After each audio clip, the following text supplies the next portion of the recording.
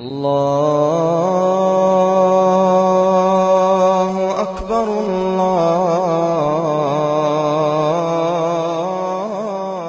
اسے معاف کرنا ہے، اسے درگزر کرنا ہے، اسے چپ رہنا ہے، اسے معاف کرنا ہے، اسے جھک جانا ہے۔ تمہارے یہاں ماں باپ ہیں، اب نوجوان بیٹھے ہو، اگر ماں باپ ساتھ ہیں تو ان کی دعا لے لو، ان کی دعا لے لو، ان کی دعا لے لو۔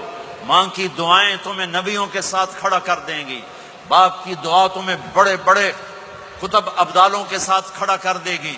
والدین کو خوش کرنا، جو صبح صبح والدین کی صرف ایسے جا کے دیکھ لے، نہ سلام کرے نہ حال پوچھے، بس یوں دیکھ لے محبت سے، صبح سے شام تک جنت میں 2 دروازے اس کے لیے کھل جاتے ہیں۔ صبح سے شام تک جنت میں 2 دروازے کھل جاتے ہیں۔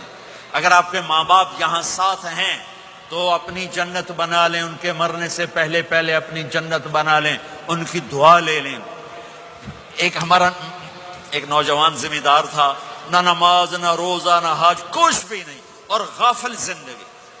اب تو ماشاءاللہ بہت بدل گیا ہے۔ کہتا مولانا میری کبھی کوئی دعا رد نہیں ہوئی، حالانکہ سارے عیب تھے، سارے گناہ تھے، دعائیں ساری قبول تھیں۔ میں نے کہا وہ کیسے؟ کہ میں رات کو جا کے اماں کو بھی دباتا، اور اب بہت بڑا ذمہ دار اپنی ماں کو بھی دباتا، اپنے باپ کو بھی، پھر دونوں کے پاؤں یوں اپنے باہوں میں لے کر ان کو چومتا اور ان پہ سر رکھ کے دعا کرتا۔ میری ہر دعا قبول ہوتی تھی۔ تو اپنے ماں باپ کے قدموں تلے اپنی دعائیں تلاش کرو، خاص طور پر اپنی ماں کے قدموں تلے جنت تلاش کرو۔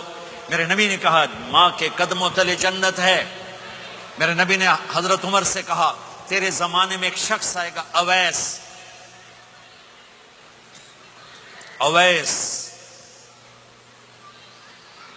وہ رنگ کا ہوگا کالا، قد کا ہوگا چھوٹا، اور قبیلہ ہوگا قرن۔ جب وہ آئے تو اس سے دعا کروانا، تو بھی اور علی بھی۔ کہ وہ کس لیے؟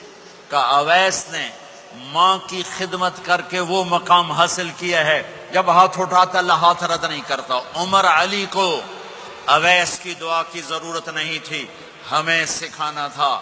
اس عمر کے زمانے میں ان کو پتہ چلا کہ اویس آ گئے ہیں، ان کو ڈھونڈتے ڈھونڈتے پہنچے میدان عرفات میں، نفل پڑھ رہے تھے، یہ ان کے پاس بیٹھ گئے۔